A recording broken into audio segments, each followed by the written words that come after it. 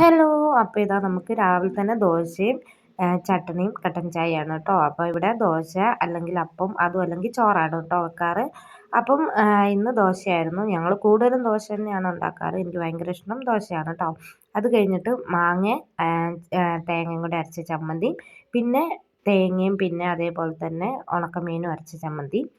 അതേപോലെ തന്നെ ഇപ്പോഴും എൻ്റെ വായിൽ വെള്ളം വന്നുകൊണ്ടിരിക്കുകയാണ് കേട്ടോ.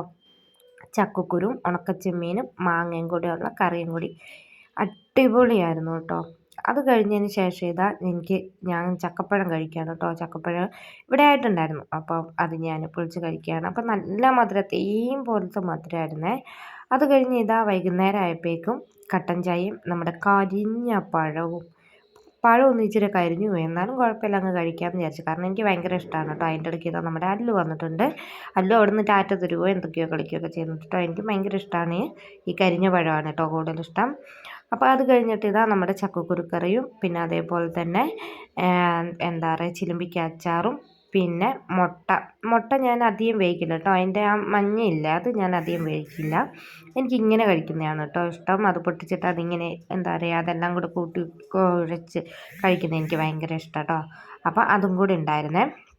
അപ്പം ഇത്രയേ ഉള്ളൂ. അത് കഴിഞ്ഞിട്ട് ചായയോ കാപ്പിയോ അങ്ങനത്തെ ഒന്നും ഇന്ന് കുടിച്ചിട്ടില്ല.